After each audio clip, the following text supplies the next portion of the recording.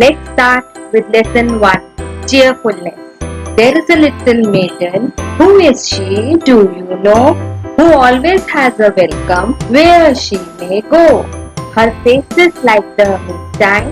Her voice is like a bird. The sweetest of all music is in her lightsome words. Each spot she makes the brighter, as if she were the sun, and she is sought and cherished and loved by everyone, by old folks and by children, by lofty and by low. Who is the little maiden? Does anybody know? You surely must have met her. You certainly can guess. What must I introduce her? Her name is Cheerfulness. Let's start with lesson 2, the proud red rose. The spring season had arrived. Greenery was spread all over the garden. The flowers were blooming. One day, the rose heard a pine tree appreciating it. What a beautiful flower it is! I wish I were also so beautiful. Mango tree said, Dear pine, do not be so sad. We cannot have everything. The rose turned its head and said, Of course, I am the most beautiful flower in this garden. A sunflower raised its head and said to the rose, Why do you say so? In this garden, there are many beautiful flowers. You are only one of them. Red Rose looked at the cactus and said, Look at this ugly plant full of thorns. The pine tree said, Red Rose, do not utter like this.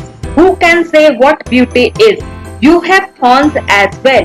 The red rose looked angrily at the pine and said, I thought you had great mindfulness, but as a matter of fact, you do not know what beauty is at all. How can you compare my thorns to that of the cactus? As the day passed, the red rose would look at the cactus and gave insulting remarks on it. The cactus never got upset, and it even tried to advise the rose that nothing in this world has been created by the gods without a purpose. Spring passed and the weather became very hot. There was no rainfall. In the garden, the life became difficult for the plants and birds as they needed water.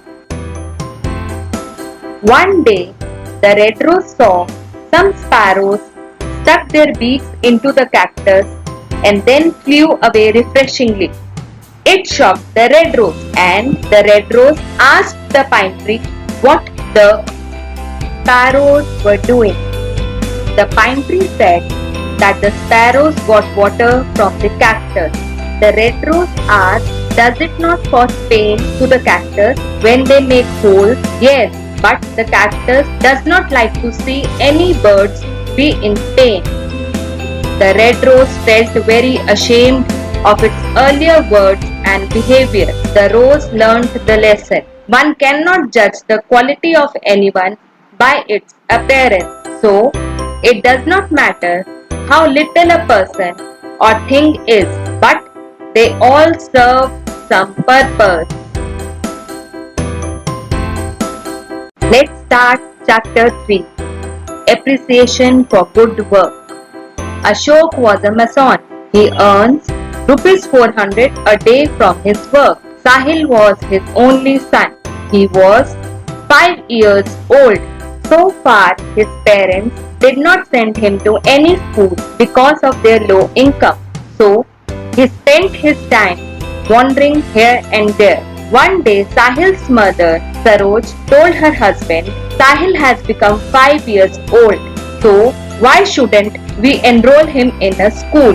Ashok replied, You are right, Saroj, but I am not able to decide upon in which school we can send him. My income is very low. How would I pay the fees of the school every month? But anyhow, we have to enroll him in a school, said Saroj. They went to a private school and filled up an application form for their son's admission. but their application form was rejected on the ground of his low income. In order to maximize her family income, Saroj also started working in a toy shop. They again went to same school, filled up an application form, and this time their application form was accepted. Sahil was called for an interview. He cleared the interview and finally enrolled in the school. Sahil went to school. He did good at every subject, but he had a few friends in the class. In fact, all other students except Sahil belonged to a well-off family. Gradually, all the students started to know him at the school, for he was good not only at studies but also at all other activities. All teachers applauded him for his excellent performance. Every student was happy of his outstanding performance, but Rohan, Harsh and Yash were jealous of his excellent performance. So they decided to vilify him. One day, when everyone went outside at lunch hour, Rohan, Harsh and Yash took Nikhil's English book out of his bag and put it into Sahil's bag. Now the class started. Teacher told everyone to take out their English book. When Nikhil did not find his book in his bag, he complained the teacher about it. The teacher asked the class monitor to look for the book in everyone's bag. Finally, the book was found in Sahil's bag. Sahil was taken aback by seeing the book in his bag. He could not understand how it came into his bag. Sahil felt ashamed. The teacher began to scold him, but soon Ankit came into the class. Ankit saw the boys doing this loathsome act. He told the teacher everything. Now Rohan, Harsh and Yash were rebuked by the teacher and they felt very ashamed. Everybody passed humiliating remarks on them. They felt contrite about their repulsive act. Sahil's parents came to know that their son was intelligent and honest student. They felt pride of their son. Let's start lesson 4. The Bell of Atri. Atri is a small town in Italy. Long time back, the bell of Atri was used for very special purpose. People who wanted to complain rang the bell. The judges listened to their grievances and helped them. The judges were the old and wise men of the town. They listened to the complaints in the marketplace.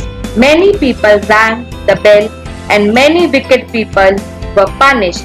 But there was one trial that was very unusual. One day, the rope with which the bell was tied broke. There wasn't a thick new rope in the Atri. To get a rope from another town would take about 2 weeks. So the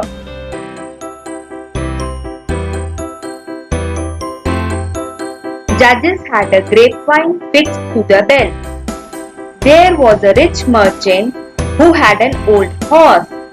The horse had served his masters well for years. When the horse became old, the merchant drove him out. No one took care of the horse. No one gave him food. The poor horse kept wandering from place to place. One day he came to the tower.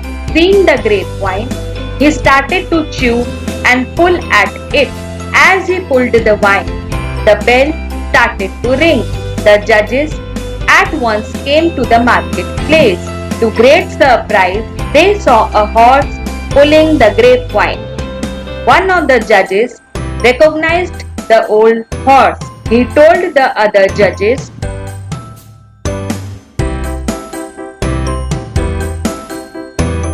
that the horse belonged to a rich merchant.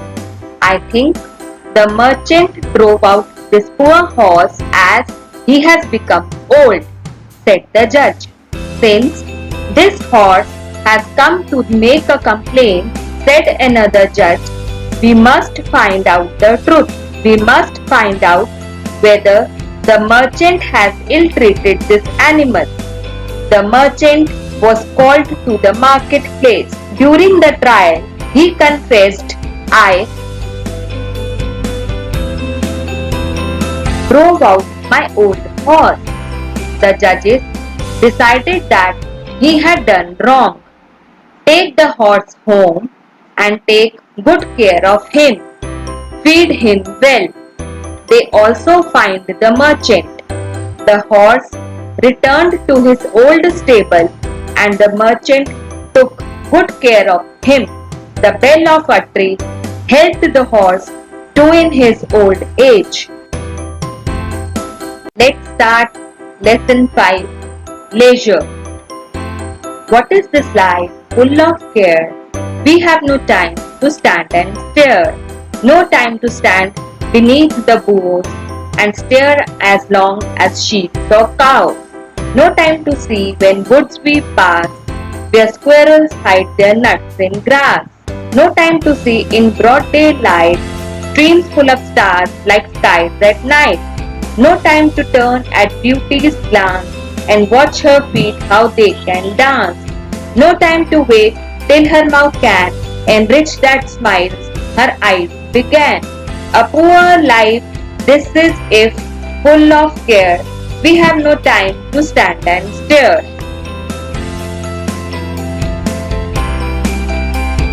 Let's start lesson 6, Vikramaditya, a great judge. Vikramaditya was the king of Ujjain. He was well known for his justice. His judgment was so just and concrete that both the parties accepted it and went away satisfied. There is an interesting story behind his judgment seat. Long time back, there was a pasture land in a village. People used to send their cows to graze in the pasture land. The shepherd boys had plenty of time to have fun. One day, the shepherd boys found a mound of earth under the trees. It looked just like a seat. One of the boys jumped onto the seat. Suddenly, he became grave and started ordering the other boys. I will be the judge. Bring all your case before me. I will give you the justice.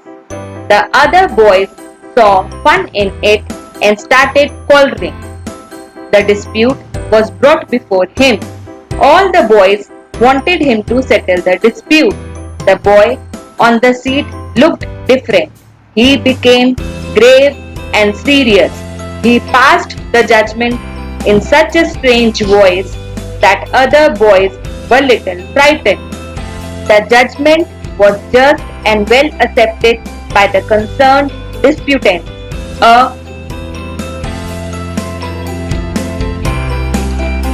foolish shepherd delivers judgment. The news spread in the village. Gradually, people started coming to him with their disputes and went away satisfied. But the strange thing was that when he came down from his seat, he was just like any other shepherd boy. The word further spread. The king of Ujjain also heard it. He thought that the seat certainly belonged to King Vikramaditya. He ordered for excavation at the site. What was it? A slab of black marble supported on the hands and wings of 25 angles made of stone. Surely it was the seat of Vikramaditya. The king exclaimed and thought, if just sitting on a seat brings wisdom and justice to the shepherd boy, I would sit on the seat and the spirit of King Vikramaditya would be drawn onto me. The seat was brought to the king's palace. He ordered all for 3 days fast to sanctify themselves. He fixed fourth day for his ascendance to the seat. On the fourth day, people gathered to see the ascending of the king. When the king was about to sit on the seat, one of the angels began to speak. Stop! Do you think that you are worthy to sit on the judgment seat of Vikramaditya? Have you never desired to rule the kingdoms that were not yours? The king could not give an answer. He knew his life was not just as that of Vikramaditya. He said, "No, I am not worthy. Go then and fast and pray for 3 days to purify yourself," spoke the angel. Suddenly, the angel vanished away. The king fasted and prayed for 3 days and came back to the seat to ascend. This time, he felt confident. But what happened? As he came near the seat, the second angel spoke. "If you never wished to own riches not belonging to you, you may sit." The king thought this time also he was not worthy to sit. The second angel flew away, advising him to purify himself. This way, all but one angel had flown away. When the king came near the seat for the last time, the last angel asked, "If your heart is as pure as that of a child, you are indeed worthy to sit on this seat." "No," denied the king. "No, I am not worthy for the seat." The last angel flew away suddenly, carrying the seat on her head. You would be knowing Vikram Samvat, the Hindu year which owes its origin to King Vikramaditya. Let's start lesson 7. Trees, our friends. Mr. Anuj had a beautiful garden around his house. There were many big and small trees in the garden. Once, a strong storm knocked down a tree in the garden, and the gardener also got away with a few bruises. "Poor man," said Mr. Anuj's little daughter Pallavi. "He would have been killed." "Daddy, I don't like trees." "No, my dear child," said Mr. Anuj. "They are a real friend. You like jam, marmalade, and fruit salad, don't you?" "Oh, sure, Daddy," said little Pallavi. "Well, all these things are made from fruits and vegetables. These fruits and vegetables grow on trees. Can you tell me the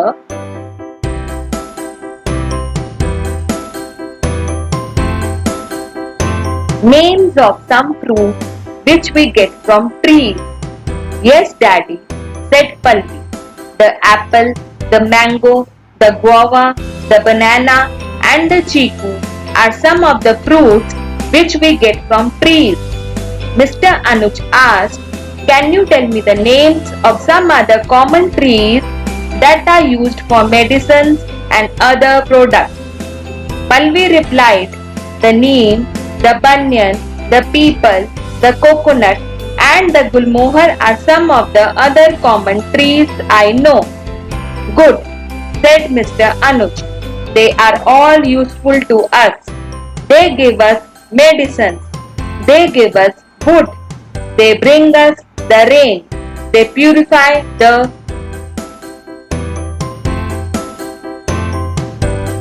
air.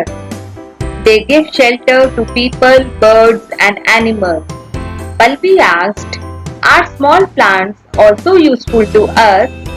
"Yes, dear," said Mr. Anuj. "Small plants are useful in many ways. They give us food grains, vegetables, and many other useful things. Bags, ropes, carpets, and pillows, etc.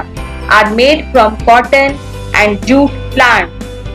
The flowers of these small plants make our nature beautiful." Pallavi asked, How do trees purify the air? Mr. Anuj replied, they give us oxygen and take carbon dioxide. We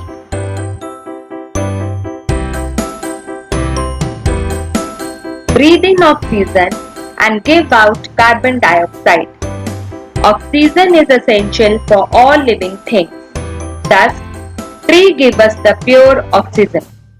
In fact, no life would be possible if there are no trees. Thank you, Daddy, said Palvi. Now, I have come to know how useful trees and plants are.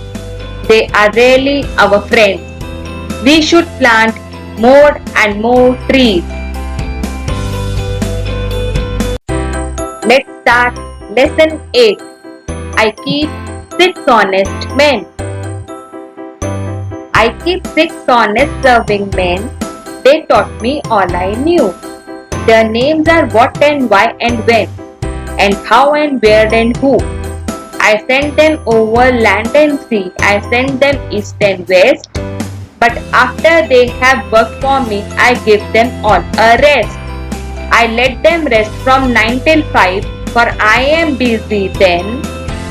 As well as breakfast, lunch and tea, for they are hungry men. But different folk have different views. I know a person small. She keeps 10 million serving men who get no rest at all. She sends them abroad on her own affairs. From the second she opens her eyes, 1 million house, 2 million where, and 7 million whys. Let's start lesson 9. Peppy gets a home. One morning, as Rajiv was walking to school, a big truck was passing on the road. There was a speed breaker on the road. The driver did not notice it and the truck jolted high. When the truck jolted, a big box fell from the truck. The truck driver was unaware of the box and kept going along the road. A big egg came out of the broken box. What an egg! It was almost as big as Rajiv, and when he pushed it, the egg rolled down. Rajiv rolled the egg all the way to the school. Put it on the mat, dear, said Miss Anjali, Rajiv's teacher. As Rajiv rolled egg on the mat, he noticed a crack in it. Then he heard slow noise coming from inside the egg. Tap, tap, tap, chip, chip, chip. The crack in the egg opened up and the egg broke. Out of the broken egg rolled a bundle. The bundle uncurled itself, sat up and smiled. It was a beautiful baby dinosaur. It was the happiest moment of Rajiv's life. He patted the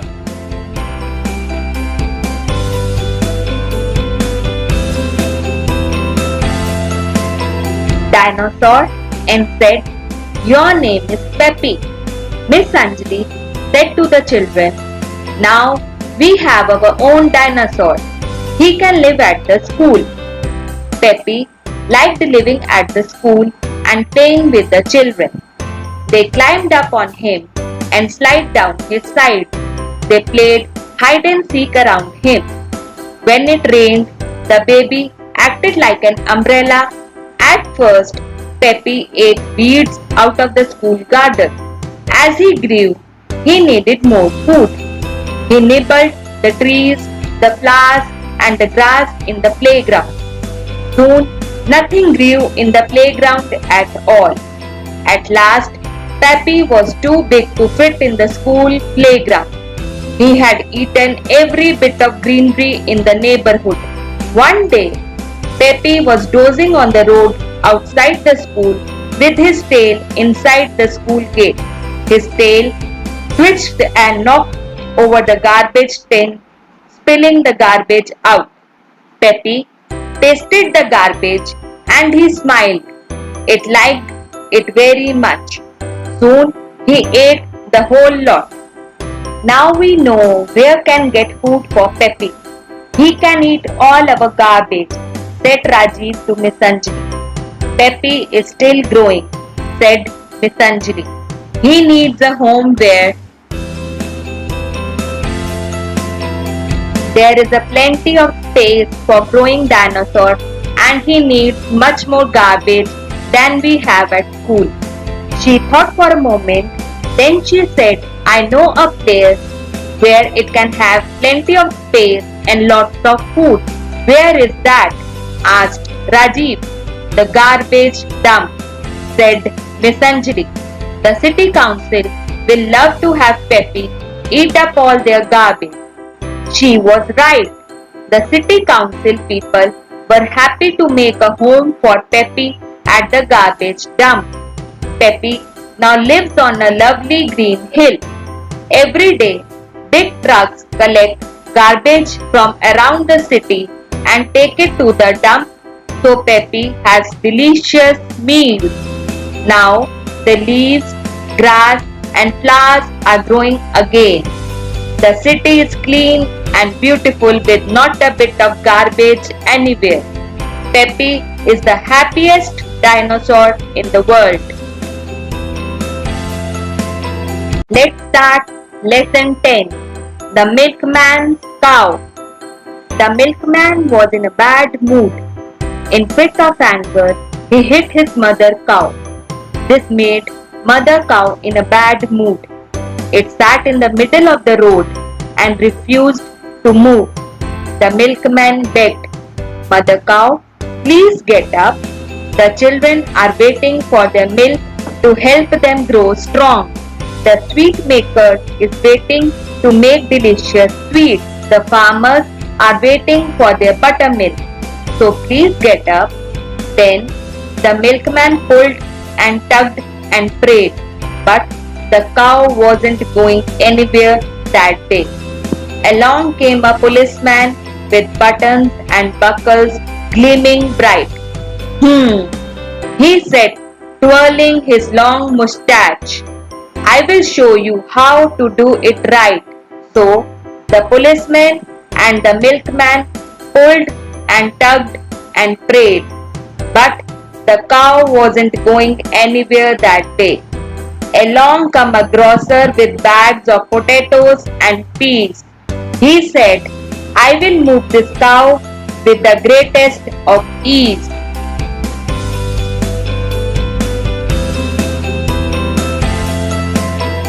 So the grocer, the policeman and the milkman pulled and tugged and prayed, but the cow wasn't going anywhere that day.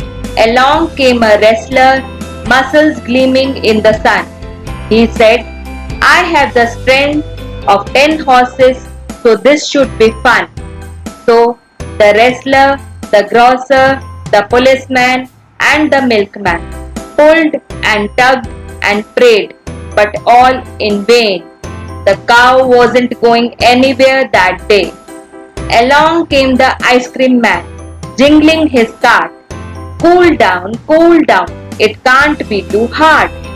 So the ice cream man, the wrestler, the grocer, the policeman and the milkman pulled and tugged and prayed. Along came a painter, his clothes splattered with yellow, pink and green. He said, white on grey does not look good. The cow just said, hoo. So the painter, the ice cream man, the wrestler, the grocer, the policeman and the milkman pulled and tugged and prayed, but the cow wasn't going anywhere that day.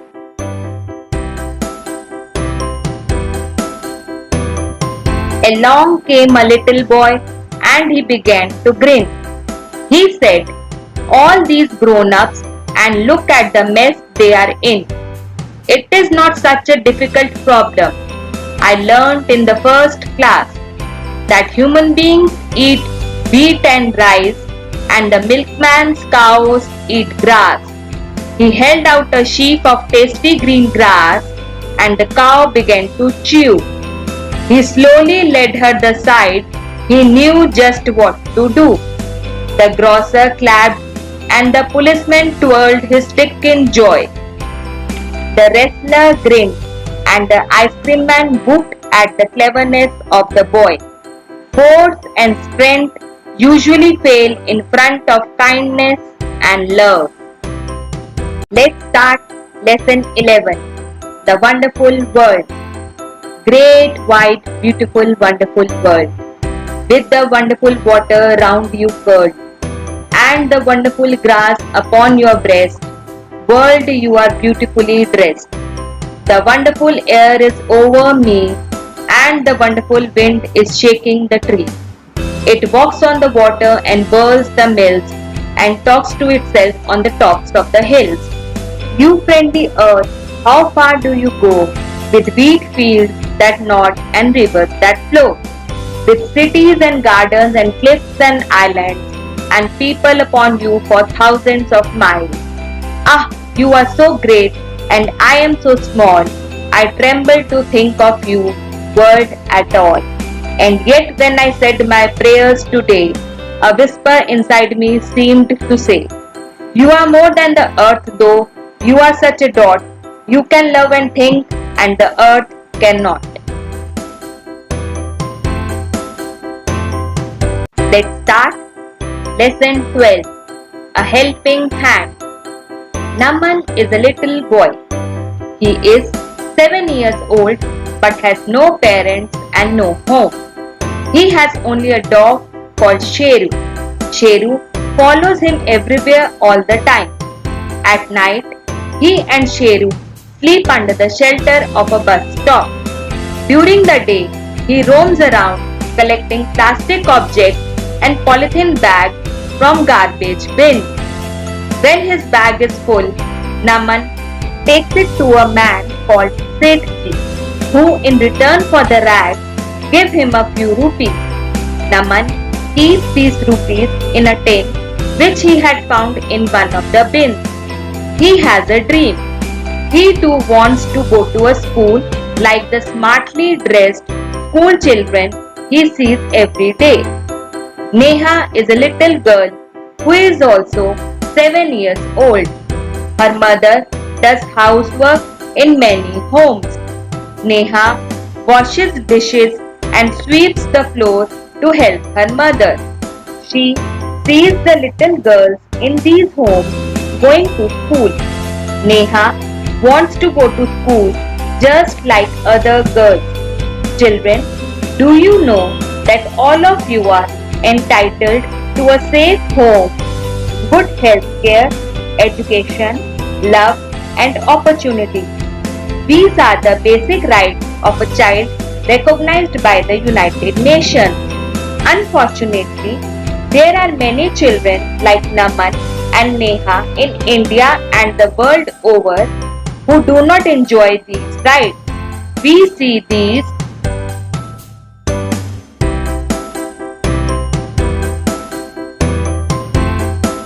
children all around us picking rags, working in hotels and dhabas, working as truck and bus cleaners, and even employed in homes as servants.